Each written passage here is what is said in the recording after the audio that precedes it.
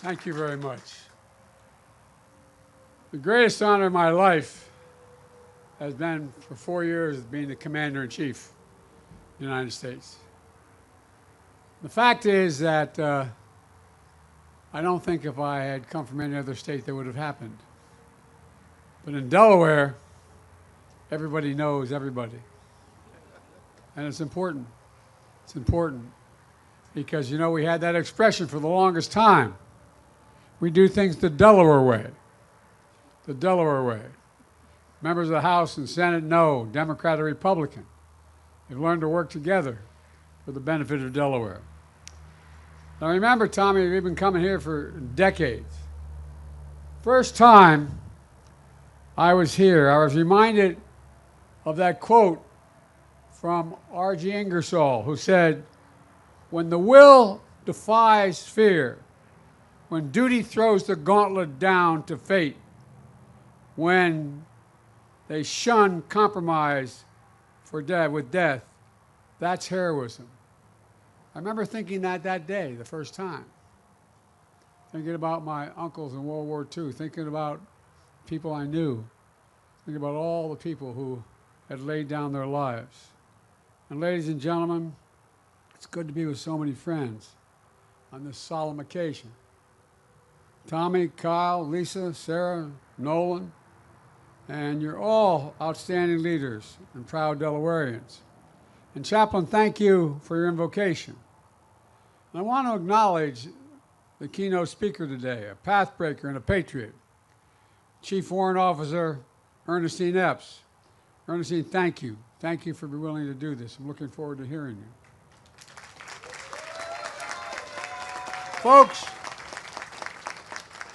every year we come together to remember the brave women and men who gave their all for this nation, or as Lincoln called it, the last full measure of devotion.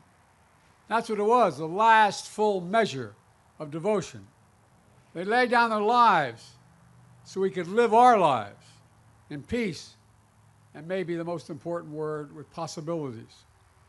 And I know I speak for everyone here, and when I say we remember them every single day, not just this day, but every day, the people assembled under this tent. Remember them every day. We come together to remember the families that are left behind, the hearts that still carry the weight of their absence, the ache that never fully goes away. We come together to remember the debt we owe to the American military. The military is the solid spine, the spine of our nation. Our troops, our veterans, our military families, and our Gold Star families in particular. Only around 1% of all Americans defend 99% of us. 1%. Just 1% of Americans risk the ultimate sacrifice. We owe them so much more than we can ever repay them. We have many obligations as a nation, but only one truly sacred obligation. Sacred obligation. That's to equip those we send into harm's way and care for them when their families when they come home and when they don't come home. It's a sacred obligation. I know for many of you, Memorial Day, like for us, is deeply personal. For the Bidens, this day is the 10th anniversary of the loss of my son, Beau, who spent a year in Iraq. And to be honest, it's a hard day. His son and I, Hunter, who's here in the crowd, I don't know where you're sitting, Hunter, but all the way in the back there.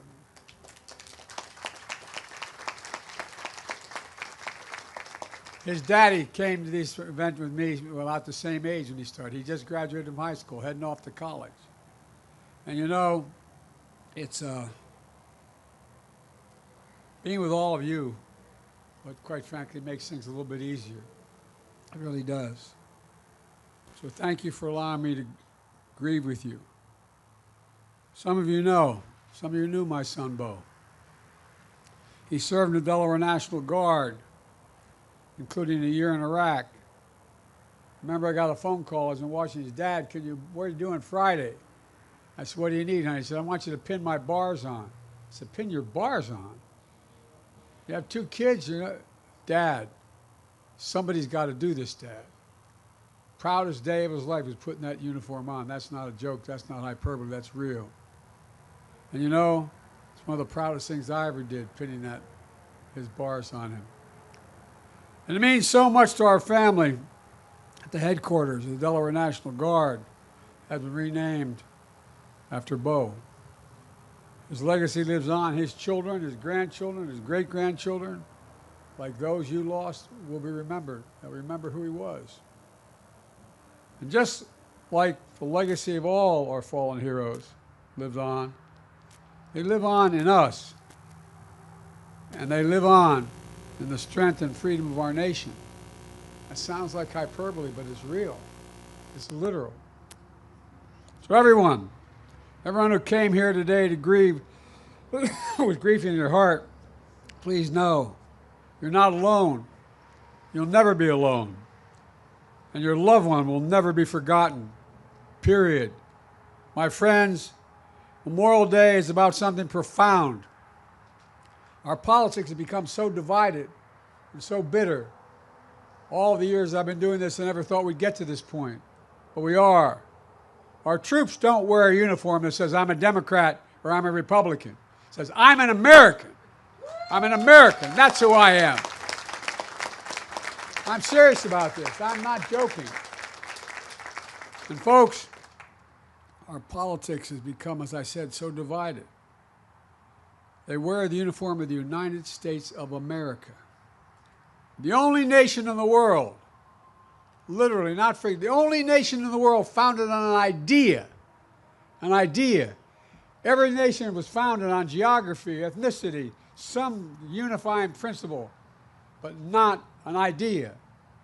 The idea of America was founded on, we hold these truths to be self-evident, that all men and women are created equal, endowed by the Creator with certain inalienable rights, life, liberty, pursuit of that. We meant it. That's who we are. That's what makes America the most unique nation in the world, literally, not figuratively. In fact, folks, for generation after generation, the profound idea has been defended by ordinary citizens who stepped up and answered the call. Because of them, American democracy has endured for nearly 250 years. Every generation has to fight to maintain that democracy. Every time, every generation. Because of them, our government is still of the people, by the people, and for the people. They are we, and we are still free. And now, we must make sure that sacrifice has never been in vain. Let me close with this. The women and men we honor today who are no longer with us, but you can still hear their echoes. Literally, can't you, if you lost anybody? You can hear their echoes, the echoes of their voices. They're asking, what will we do? We who are alive, we who remain. They're not asking us to risk our lives. They're asking us to stay true to what America stands for. They're not asking us to do their jobs. They're asking us to do our job, to protect our nation in our time, now, to defend democracy, to be part of something bigger than ourselves.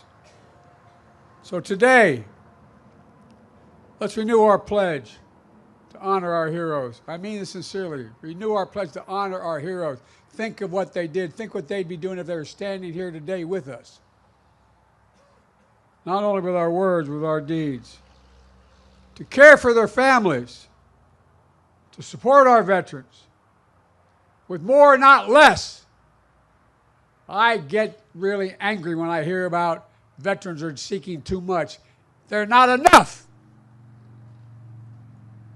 That's why I wrote the legislation relating to Gold Star families and the rest. It's an obligation we have. It's a matter of honor. Honor. Ladies and gentlemen, to make sure our democracy always lives up to their bravery, And I want to thank you very much, and I want to recognize the guy who's brand new to all this. He's only a little over 100 years old. But I tell you what, man, every time I come, I love seeing him because he always pats me on the face and gives me a kiss. Sir, thank you for all you've done. Your generation and every generation since then. And folks,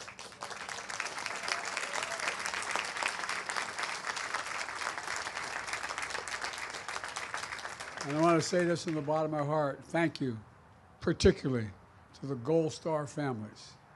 Thank you, thank you, thank you. The country owes you. Thank you.